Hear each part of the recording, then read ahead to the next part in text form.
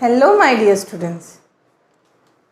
Today's topic is in geography and it's a beautiful topic. आप लोगों को बहुत पसंद आएगा जिस तरीके से ये लिखा है, एकदम स्लैंटिंग।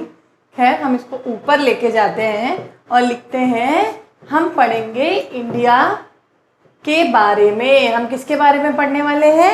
इंडिया के बारे में। इंडिया अ लैंड डाइवर्सिटी।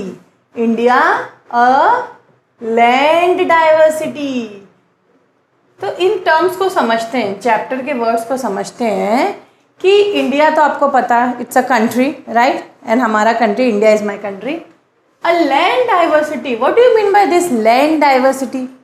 लैंड, हमारे जो लैंड है, जो ज़मीन है, उसमें डाइवर्सिटी है, अलग अलग टाइप के टोपोग्राफिक है, यानी कि फॉर्म्स हैं। जब हम अपने नेबरहुड में देखें, हमारे नेबर्स में देखें, यहाँ पे देखो, हाँ, उनके लैंड डाइवर्सिटी, हमारे लैंड में कैसी डाइवर्सिटी, क्योंकि हम हमारे नेबरहुड में अलग अलग फॉर्म के लोग देखते हैं। तो ना सिर्फ टोपोग्राफिकल डिफरेंस है, बल्कि इंडिया में लोग भी अलग अलग पाए जाते हैं।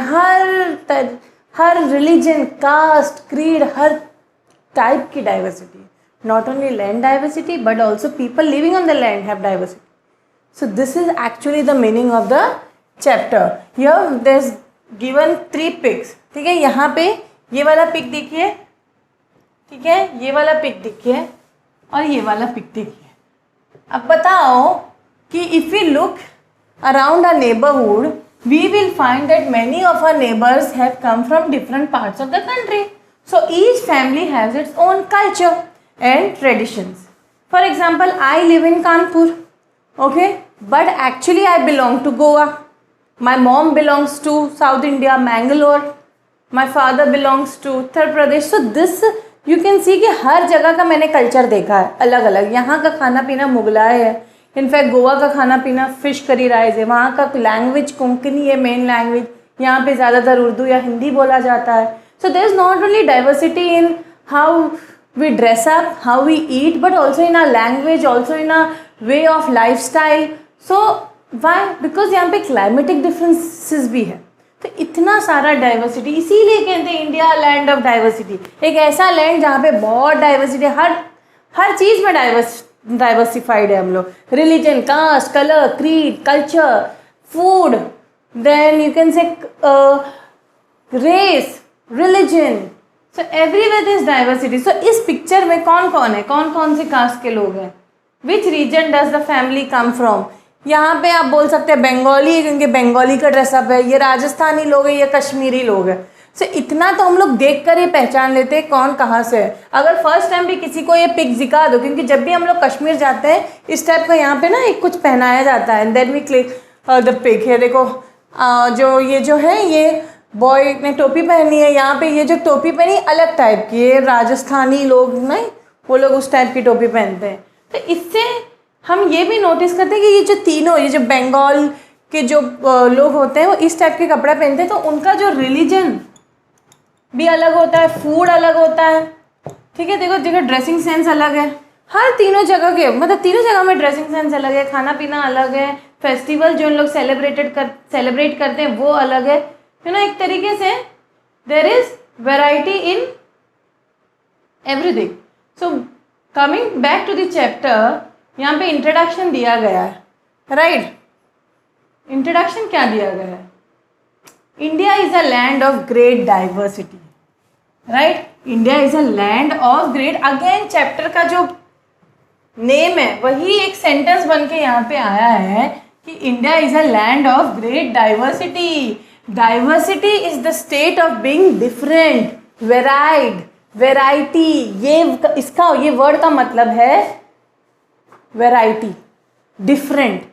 ओके, डाइवर्सिटी का मतलब डिफरेंस। इतना डाइवर्सिटी होने के बावजूद भी हम में यूनिटी है, that's a strength. Unity in diversity नहीं कहते इंडियंस को, इंडियन पब्लिक को कहते हैं, इंडिया के लोगों को कहते हैं यूनिटी है इतनी डाइवर्सिटी होने के बावजूद। तो ये स्टेटमेंट दिया जाता है, unity in diversity. Okay, so however as Indians we live in peace, वही तो जैसे मैंने कहा, there is unity in diversity, in diversity. ये टर्म हमारे लिए फिट बैठता है, यस और नो? हमारी इतना कुछ डाइवर्स होने के बावजूद we live in peace and harmony in spite of our differences and let us find out how diverse we are. कितने डाइवर्स हैं हम लोगों को। तो सबसे पहले जैसे मैंने कहा नेचुरल डाइवर्सिटी। अगर इंडिया इतना बड़ा कंट्री है कि जो ग्रेट ब्रिटेन है इंग्लैंड वगैरह उससे 20 टाइम्स है ना बड़ा है, ठीक है, ग्रेट ब्रिटेन से 20 टाइम्स बड़ा है साइज में, इतना वास्ट कंट्री है। The country stretches from Lofty Himalayas the largest chain of mountains in the world in the north. तो इंडिया आप लोग अगर देखो तो इंडिया ऐसा कुछ है ना, ये हमारा इंडिया है, राइट, यहाँ पे गुजरात है, ठीक है, तो ये हमारा कुछ ऐसा ही है ना अप्रॉक्सीमेटली। तो ये जो नॉर्थ पोल है ये साउथ पोल है, ठीक है, ये नॉर्थ पोल नहीं, नॉर्थ और साउथ पोल ऑफ इंडिया है, यानी कि नॉर्थ और साउथ है। और ये वेस्ट साइड है इंडिया का, ये ईस्ट साइड है। वेस्ट साइड पे गुजरात है, ईस्ट पे क्या है, सारे ईस्टर्न कंट्री, ईस्टर्न स्टेट्स हैं जैसे कि मेघालय, शिलोंग, अरुणाचल प्रदेश। नॉर्थ में जम्मू एंड कश्मीर है और नॉर्थ पॉइंट से साउथ पॉइंट पे कन्याकुमारी है। यहाँ पे पूरा सदर्न स्टेट्स हैं, केरला, गोवा, ओके, यहाँ पे महाराष्ट्र, यहाँ पे गुजरात, यानी कि एक बेसिक आइडिया तो आपको इंडिया का पता ही है। तो the country stretches from the Lofty Himalaya. तो जम्मू कश्मीर वाले पार्ट पे यहाँ पे हिमालयाज है, राइट, यहाँ पे हिमालयाज है, राइट। एंड इंडियन ओशन जो है, जो ओशन यहाँ पे है, यहाँ पे इंडियन ओशन है। क्या है? इंडियन ओशन, ठीक है। और क्या क्या है यहाँ पे? साउथ में इंडियन ओशन है, बता दिया मैंने। The Himalayas give rise to 3 river. तो जो हिमालयाज है यहाँ पे, हिमालयाज में 3 रिवर्स हैं। कौन कौन से? ठीक है, यहाँ पे गंगा, इंडस, जो कि मेनली अभी पाकिस्तान में है, यहाँ पे गंगा, इंडस एंड ब्रह्मपुत्रा। तो इसीलिए हम मेनली 2 रिवर्स के बारे में बात करते हैं, एक है गंगा, एक है ब्रह्मपुत्रा, ठीक है, ब्रह्मपुत्रा। इंडस भी है लेकिन वो पाकिस्तान में अभी मेनली सिचुएटेड है, ठीक है। तो हिमालयन रिवर्स ये 3 मेन है, Ganga, Brahmaputra and Indus, okay. अब मूविंग फर्दर, यहाँ पे इंडिया में डेजर्ट भी है। ये देखो यहाँ पे फोटो है डेजर्ट का। डेजर्ट एग्जैक्टली है का? यहाँ पे राजस्थान है, राजस्थान में डेजर्ट एरिया है, ठीक है। Over the ages people have cross the Himalayas दो through gaps and mountain passes and come to India. ये बात क्यों कहा गया है? ये बात इसलिए कहा गया है कि ओवर द एजेस पीपल जो है यहाँ हिमालय से क्रॉस करके खाइबर पास, यहाँ पे many travellers have cross the Khyber Pass to come to India. एक रास्ता है जो बेसिकली नॉर्थ इंडिया में, ये एक रास्ता है इस तरह, खाइबर पास बोलते हैं इसको। क्या बोलते हैं? खाइबर पास। यहाँ ये क्रॉस करके इंडिया में आए जा रहे हैं, ओके। एक दे ऑल्सो सेल्ड अक्रॉस, ना कि सिर्फ क्रॉस करके आए, सेल करके भी आए through the coast. A country has welcome this foreigners however has stayed. तो अगर बात हो ही गई है कि फॉरेनर्स यहाँ पे आए हैं, तो can I ask you a question कि कौन कौन से फॉरेनर्स यहाँ पे आए हैं? सबसे पहले कौन आए थे? आर्यंस। जो वैदिक रीजन में आर्यंस आए थे कुछ 1100 BC में। फिर आए थे, और कौन आए थे? पोर्चुगीज। पोर्चुगीज तो स्त्री के थ्रू आए थे। वास्को डा गामा पहले आए थे, कहाँ पे आए थे? वास्को, गोवा में। खैर कैलिकट में लैंड हुए थे और फिर उन्होंने गोवा के ऊपर कब्जा किया पोर्चुगीज ने। पोर्चुगीज कुछ आया था 15th सेंचुरी में BC, ठीक है। Then who else? और कौन ट्रैवलर्स आए इंडिया में जिसने आके इंडिया को कब्जा किया एक तरीके से, है ना? इंडिया में आके वो रहे, हम लोगों के ऊपर रूल किया। After Portuguese around 17th century, around I can say so ऐसा है वो सेइंग कि आर्यंस पहले आए इंडिया में, हम लोग को इन्वेड किया, फिर पोर्चुगीज आए, फिर मुगल्स आए। मुगल नहीं, पहले दिल्ली सल्तनत आए, ओके। ये सब आप लोग चैप्टर वाइज अपने आगे हिस्ट्री चैप्टर्स में पढ़ेंगे। फिर दिल्ली सल्तनत आए, मुगल्स आए और फाइनली ब्रिटिश आए, ठीक है। ब्रिटिश के बाद अभी किसी ने, फिलहाल तो किसी ने इन्वेड नहीं किया हम लोगों को। ओके तो ये सारे इन्वेडर्स इंडिया को रूल कर चुके हैं क्योंकि इंडिया इतना ब्यूटीफुल कंट्री था, यहाँ पे बहुत सारे रिसोर्सेज थे। यहाँ पे एक नॉलेज कॉर्नर दिया गया है। India along with her neighbours Pakistan, Nepal, Bangladesh and Sri Lanka make up the Indian सब कॉन्टिनेंट। तो इंडिया का जो सब कॉन्टिनेंट है ना, इंडिया का सब continent is made up of किसका किसका, देखो ये इंडिया है ना, ये इंडिया है, ये इंडिया है, ठीक है।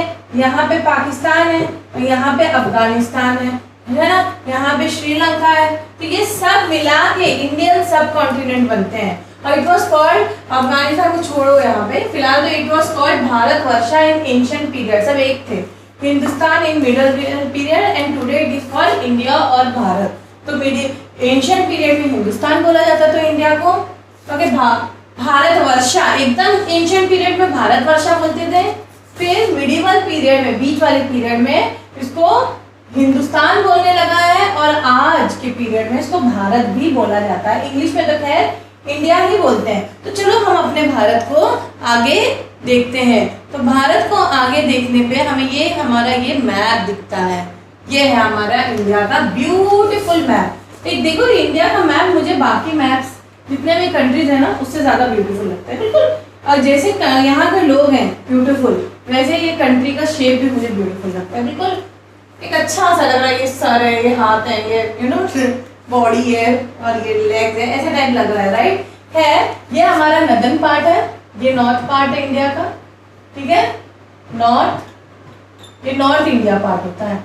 ये हमारा वेस्ट पार्ट है, ये ईस्ट है, ये ईस्ट पार्ट है इंडिया का, ये सारा ईस्ट होगा। और ये साउथ पार्ट है, ठीक है, नॉर्थ साउथ ईस्ट वेस्ट। तो कितने पार्ट्स में, नॉर्थ साउथ ईस्ट वेस्ट। तो इंडिया के ये 4 पार्ट्स हैं और ये बीच में मिडिवल मिड पार्ट है इंडिया का, ओके। ये डेक्कन एरिया यहाँ पे आता है। यहाँ पे आप लोग नोटिस भी कर सकते हो बहुत सारे रिवर्स भी दिखाए हुए हैं, रिवर्स, यहाँ पे रिवर्स दिखाए और यहाँ पे रिवर्स के अलावा आप लोग स्टेट्स के नाम इन्होंने नहीं दिए हैं, बस रिवर्स दिखाए गए हैं, ठीक है। तो यहाँ पे ये है bay of Bengal, bay of Bengal, यहाँ पे है अरेबियन सी, ठीक है।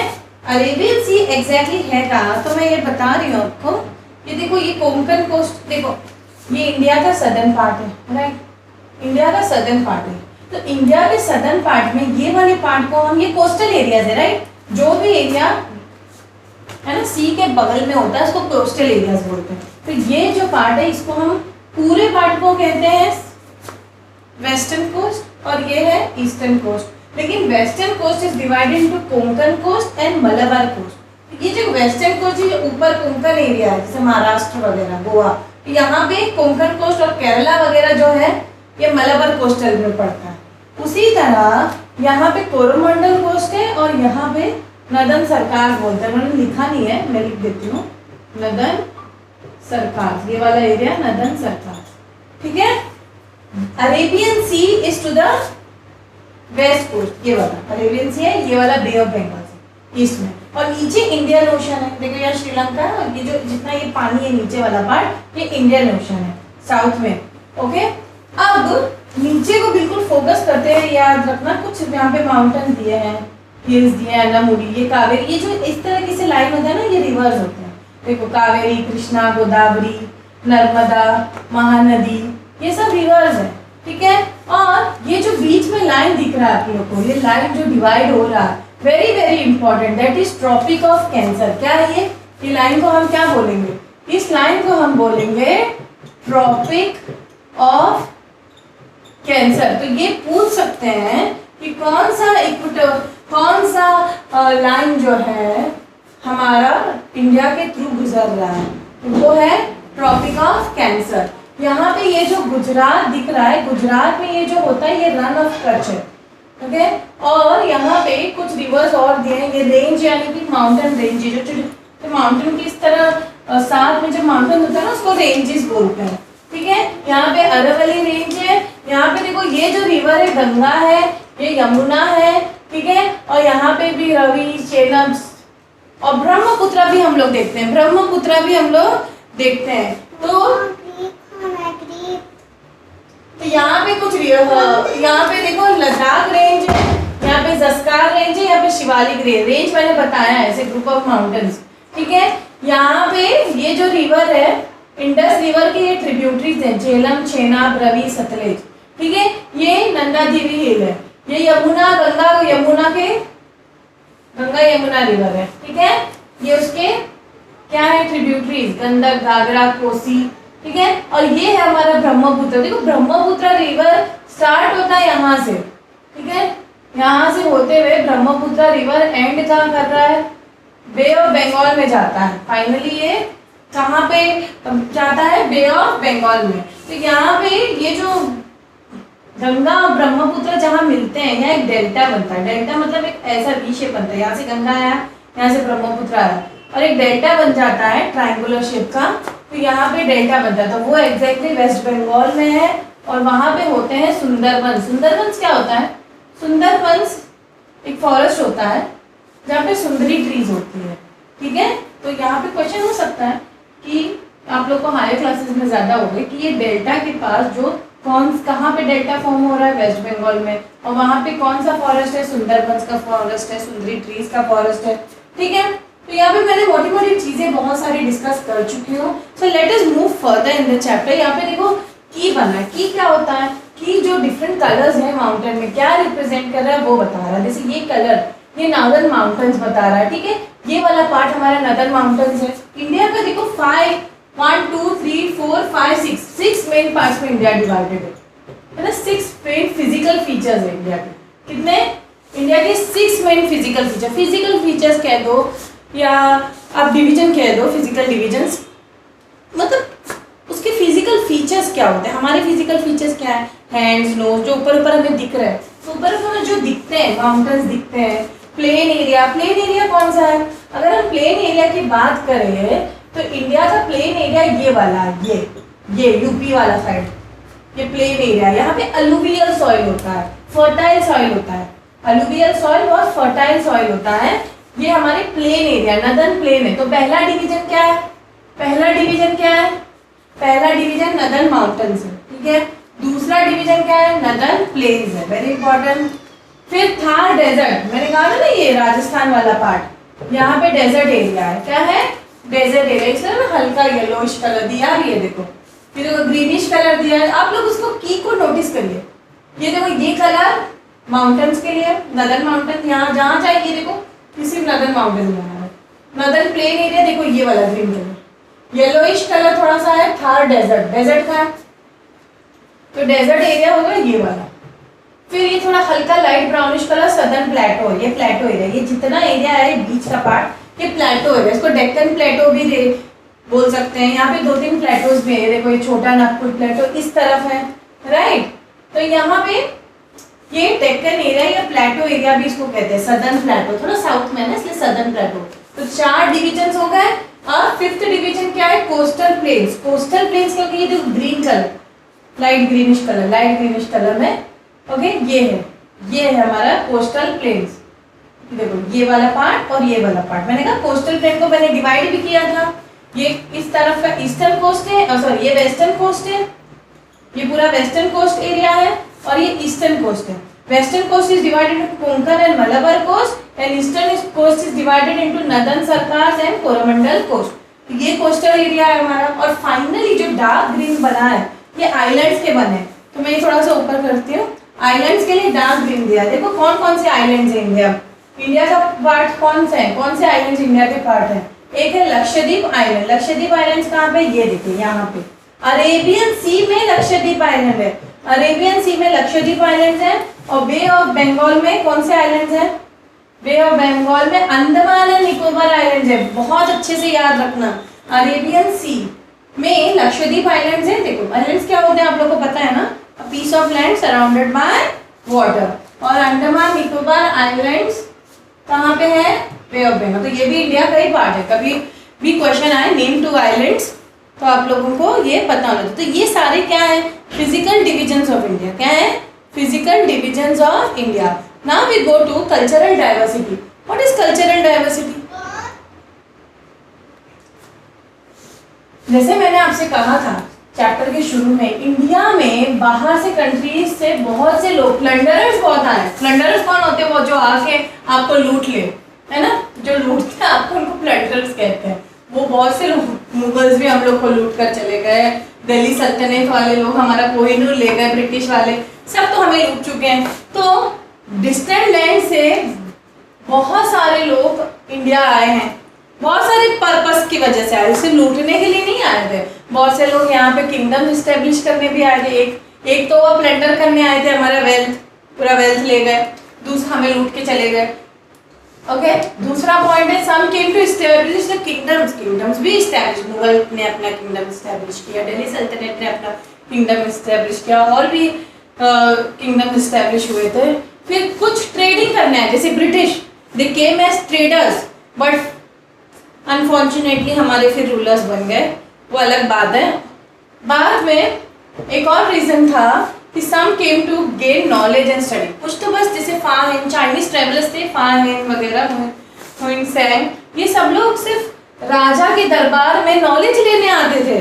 मुगल्स के दरबार में भी बहुत से लोग नॉलेज लेने आते थे, फॉरेन ट्रैवलर्स, अरब से आते थे, चाइना से आते थे, सिर्फ नॉलेज लेने के लिए, क्योंकि इतना डाइवर्स हमारा कल्चर तब भी था, इतना कुछ पढ़ने के लिए था इंडिया से, कि आज भी इंडिया को एक अलग ही मुकाम है हमारे पूरे वर्ल्ड में। इंडिया को स्पेशल कंट्री माना जाता है with unity in diversity. Okay, जितना फ्रीडम इंडिया में है वो शायद ही कोई कंट्री में होगा।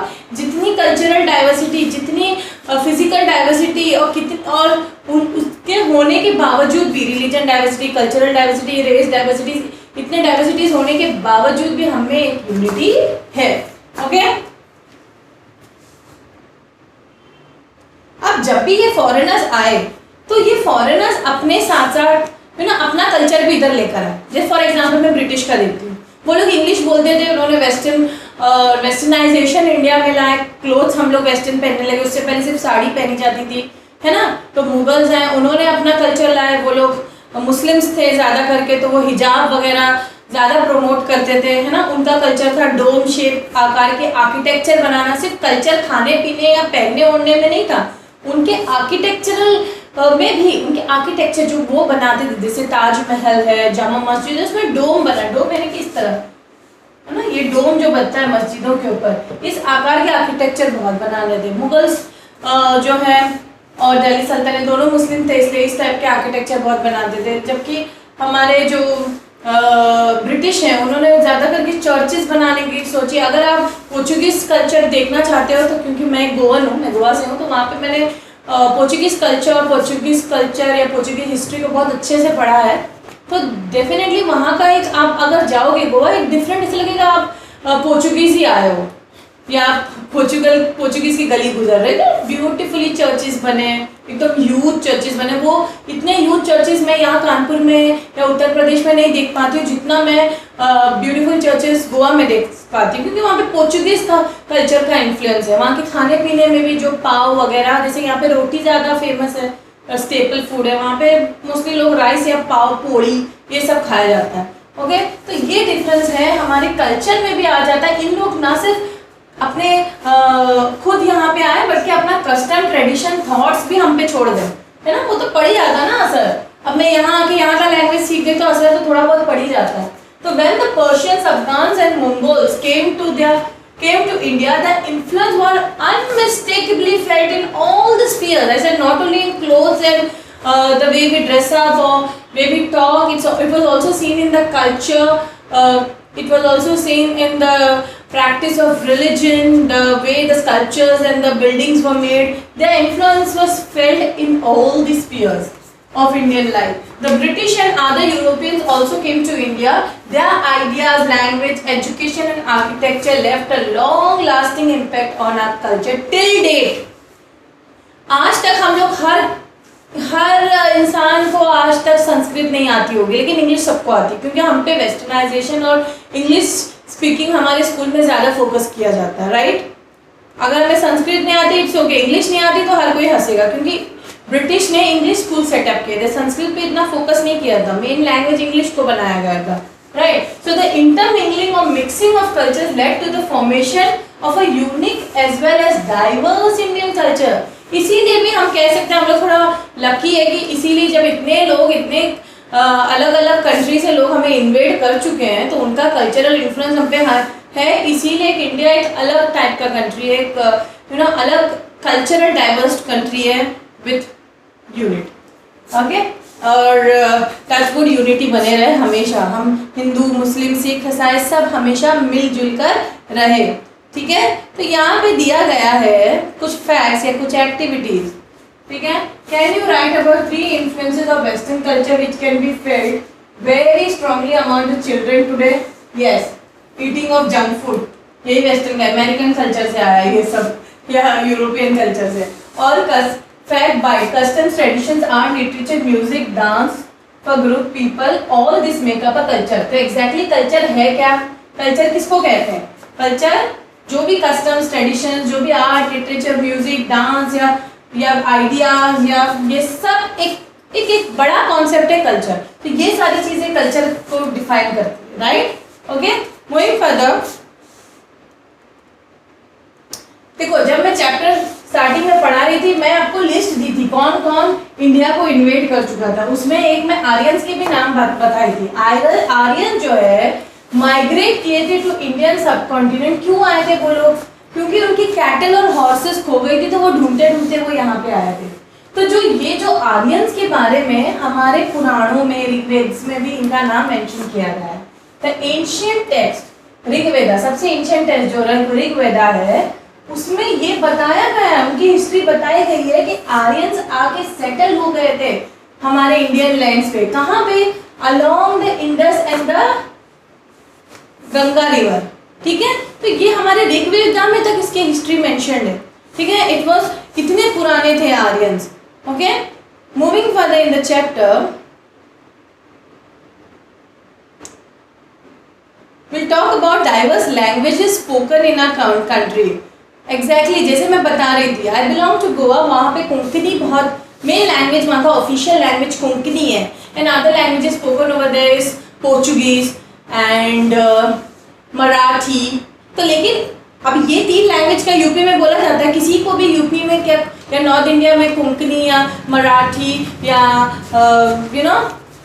पोर्चुगीज लैंग्वेज आएगी? नहीं। यहाँ का मेन लैंग्वेज क्या है? यहाँ पे मेन लैंग्वेज है संस्कृत एंड हिंदी, उर्दू, क्योंकि यहाँ पे मुगल्स का बहुत असर है, राइट? यहाँ पे मुगल्स और दिल्ली सल्तनत ये थोड़े से मुस्लिम रूलर्स थे जिन्होंने अपना असर छोड़ के गए। Okay, fine. हिंदी और English help us to interact with one another. तो इंडिया में मेन लैंग्वेज एक्चुअली तो हिंदी और इंग्लिश ही है जिसपे हम इंटरेक्शन करते हैं, लेकिन हिस्टोरिकल सोर्सेज जो 3000 साल पहले के बारे में बता रहे हैं कि ऑर्डिनरी लोग क्या बात करते थे। अगर ये क्वेश्चन आया, अभी तो हम लोग हिंदी इंग्लिश बोलते हैं, ठीक है, लेकिन 3000 साल पहले हम लोग कौन सा लैंग्वेज बोलते थे? हम लोग पाली और प्राकृत बोलते थे। ओके, और साउथ इंडिया में अक्सर तमिल बोला जाता था। जब ये सारे इन्वेडर्स नहीं आए थे तब हम कौन सा लैंग्वेज बोलते थे? पाली या प्राकृत। और साउथ इंडिया में कौन सी लैंग्वेज बोली जाती थी? तमिल। संस्कृत, जैसे मैंने कहा, was the language used in religious ceremonies। जो भी पूजा पाठ में जो लैंग्वेज यूज करते थे ब्राह्मण लोग अक्सर संस्कृत बोलते थे। ओके, रिलीजियस टेक्स्ट में अक्सर संस्कृत में लिखी जाती थी। The Mughals brought with them Persian language which merged with Hindi and gave rise to a new language Urdu। Very interesting। Mughals अपने साथ कौन सी लैंग्वेज लाए? पर्शियन। ठीक है, वो लोग पर्शियन बोलते थे और इंडियंस हिंदी बोलते थे, तो पर्शियन और हिंदी मिक्स होके कौन सी लैंग्वेज बनी? उर्दू। उर्दू लैंग्वेज का इस तरीके से उर्दू लैंग्वेज इन्वेंट हुआ। Urdu was popular during Mughal period. Okay, even today it is one of our official language. जैसे मैंने कहा, आज भी नॉर्थ इंडिया में इन मुगल्स का इन्फ्लुएंस है और ऑफिशियल लैंग्वेज उर्दू, लखनऊ वगैरह में उर्दू ज्यादा बोला जाता है। The British brought the English language to India. So who brought the English language to India? तो ये क्वेश्चन FIB के लिए बन सकता है। तो who brought the English language? The European, the British. Okay, then this was certain seals which historians found. Seals, Indus seal आप लोगों को पता है ना? सील क्या होता है? एक आर्कियोलॉजिकल एक्सकवेशन होता है जिसमें लिखा, मतलब सील पे अलग अलग फॉर्म्स बने हुए थे। तो देखो, इंडस सील ऐसा था। ब्राह्मी स्क्रिप्ट ये लिखी, ब्राह्मी स्क्रिप्ट, ये देवनागरी स्क्रिप्ट जो आज भी हम लोग पढ़ते हैं, I वो सब। Devanagari script, then you have Gurmukhi script, पंजाबियों की स्क्रिप्ट, ठीक है। Then a system of writing used to write a language is called script. तो मैं स्क्रिप्ट बोल रही थी, एक्चुअली स्क्रिप्ट क्या होता है, आप लोग को एग्जाम में क्वेश्चन आ सकता है व्हाट इज अ स्क्रिप्ट, तो आंसर होगा it is a system of pattern of writing a language. Then the historians are trying to decipher the Harappan script which consist of symbol. जो हड़प्पन लोग थे वो सिंबल से बोलते थे। Okay, some seals have been found at the sites of Indus Valley Civilisation. तो Harappa and Mohenjodaro ये इंडस वैली सिविलाइजेशन के पार्ट थे, इंडस रिवर के पास। तो वो उनकी लैंग्वेज सिंबॉलिक सिंबल्स यूज करके लैंग्वेज उनकी बनी थी। आज तक हिस्टोरियंस इसको फाइंड आउट कर रही किस टाइप की लैंग्वेज, ठीक है। One of the earliest scripts developed in India is supposed to be Brahmi. जैसे प्राकृतिक स्क्रिप्ट थी, ब्राह्मी एक स्क्रिप्ट है, ठीक है। और आज बहुत सारी स्क्रिप्ट हम पढ़ते भी हैं, जैसे Gurmukhi script, Devanagari script, Roman script and Urdu script, तो आज भी हम पढ़ते हैं, ठीक है। अब ये तो बात हुई स्क्रिप्ट की वैरायटी, ठीक है। अब तो हम बात करेंगे रिलीजियस डाइवर्सिटी। ऑब्वियसली जैसे कि कल्चर में डाइवर्स है उसी तरह यहाँ पे रिलीजन में भी डाइवर्सिटी है। हिंदू, मुस्लिम, सिख, ईसाई, जैन लोग और बुद्धिस्ट लोग और पंजाबी लोग, हर टाइप के लोग यहाँ आपको मिलेंगे, हर कल्चर के लोग यहाँ पे मिलेंगे और उनके रिलीजियस प्लेसेस ऑफ वर्शिप भी मिलेगी। जैसे कि यहाँ पे दिया है, ये गुरुद्वारा है। गुरुद्वारा में कौन जाता है प्रे करने के लिए? एक पंजाबी या पंजाबी लोग। और मॉस्क में प्रे करने कौन जाते हैं? मुस्लिम्स। ये देखो जामा मस्जिद का फोटो है, ओके। और प्लेसेस ऑफ वर्शिप बताइए, क्रिश्चियंस कहाँ पे जाते हैं? चर्च में। और बताइए हिंदूज कहाँ पे जाते हैं? टेम्पल्स में, ठीक है। तो अब हम बात करेंगे डाइवर्सिटी ऑफ पीपल की। जैसे कि there is diversity of religion, उसी तरह डाइवर्सिटी ऑफ पीपल। देखो यहाँ पे एक पिक दिया गया, जैसे स्टार्टिंग ऑफ द चैप्टर भी पिक था, अलग अलग लोग अलग अलग कपड़े पहने थे। यहाँ पे भी देखो अलग अलग लोग अलग अलग टाइप के कपड़े पहने हैं। यहाँ पे आपको ट्राइबल लोग भी मिलेंगे, जंगल में जो रहते हैं ना, वो लोग ट्राइबल लोग होते हैं। वो कैसे टाइप के कपड़े पहनते हैं? वो तो मुझे लगता है लकड़ी और पत्तों से कपड़े पहनते हैं ना। तो India has a diverse population जिसमें diverse belief, tradition, custom, lifestyle है। बहुत सारे ट्राइब्स जो है डिफरेंट रीजन्स ऑफ कंट्री में रहते हैं। तो ट्राइब ये होते कौन? It is a group of people with a leader, okay. उनका खुद का एक नाम होता है, खुद का एक कस्टम होता है। वो ना नॉर्मल लोग की तरह नहीं होते हैं। वो लोग अक्सर थोड़ा सा जंगल एरिया में रहते हैं, जैसे तमिल के ट्राइब्स। वो ट्राइब का अपना ही एक लीडर है, उनका गवर्नमेंट भी अलग होता है, वो हम लोग को नहीं फॉलो करते हैं। उनका ड्रेसिंग स्टाइल, उनके बोलने का स्टाइल बिल्कुल नॉर्मल लोगों से अलग रहता है।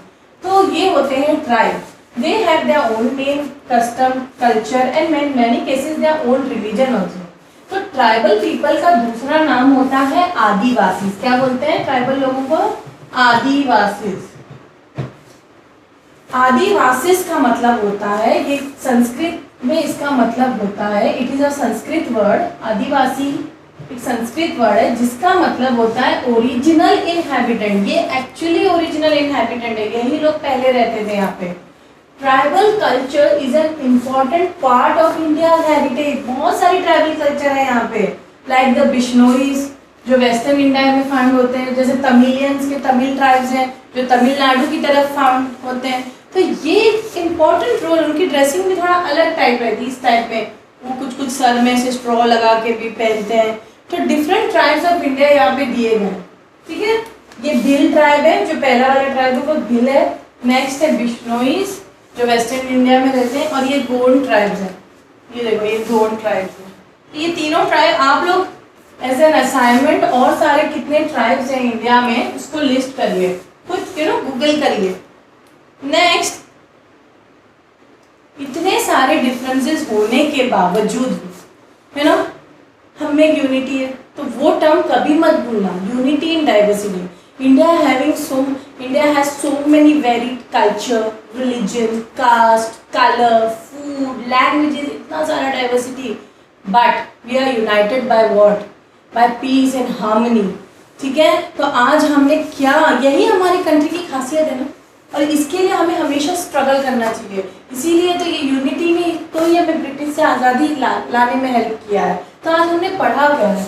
हमने ये पढ़ा है कि India is a land of diversity, और क्या पढ़ा है कि India has a very natural and cultural heritage. Obviously India has a variety of languages, tribes, foods and festivals as well as natural features. हमने नेचुरल डिविजन्स भी पढ़े हैं कि हर पार्ट ऑफ इंडिया में अलग अलग नेचुरल और फिजिकल डिविजन्स है।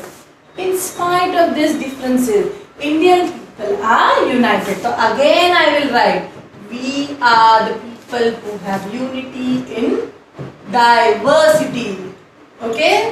I hope बेटा इस चैप्टर से आप लोग को बहुत सारे डाउट्स क्लियर हुए होंगे, और नहीं क्लियर हुए होंगे तो you can always contact me on the number given in the description box for personal tuitions. Thank you.